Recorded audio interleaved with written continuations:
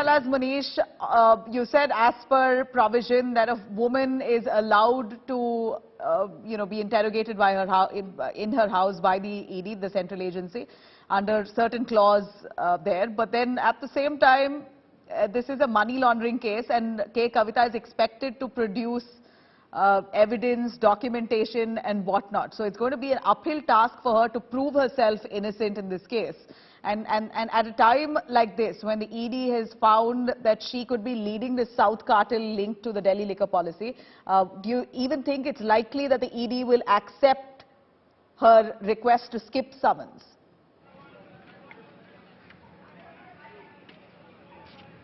Well, Nabila, it is going to be extremely difficult for Kavitha to defend herself in this case, because unlike CBI, the Enforcement Directorate works under Prevention of Money Laundering Act. And the unique thing about Prevention of Money Laundering Act is the onus is on the accused to prove that the person is innocent. Here the onus is on Kavitha to prove that she has not done anything wrong. But as far as the evidence are concerned in connection with this case, they are pointing towards Kavitha. That is what the ED is alleging at this point of time.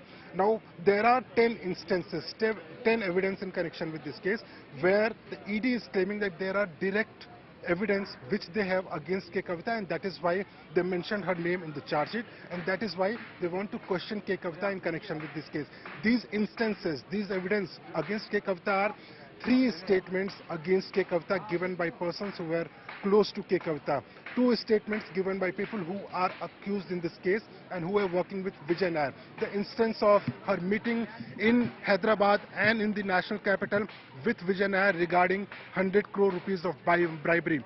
Evidence of destruction of evidence. So all these things are being compiled by the Enforcement Directorate to make a very strong case against Kavitha. What ED is claiming that she was not only the participant in this entire scam, but she was also one of the conspirators of the scam. She was the beneficiary of proceeds of crime, and that is why the case against her are very strong. Now, the ED is claiming this, but whether the ED is going to arrest Kavitha or not, the possibility is very strong. That is what the ED sources are indicating us.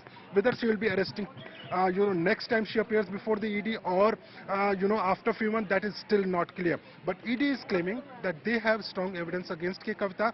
There is an anticipation in Kavitha's team, in Kavitha's mind, that she will be arrested in this case eventually, and that is why, she is taking legal advice from her lawyers, whether to appear before the ED officials or not. But so far, in many cases, we have seen that when any person has approached any court, whether it is lower court or Supreme Court, they haven't been given relief as far as the summons are concerned, because summons are the rights which the ED or any other agency can exercise when they want to question, because it is pertaining to the investigation of the case. So whether Kavitha will get relief or not, it is yet to be seen. But as far as troubles are seen, it is mounting for Kavitha. Kavitha is using this opportunity to gain some political mileage. There were support from almost 18 parties to Kavitha when she was, talking about women's reservation bill. But as far as this case is concerned, remember, some parties are staying away from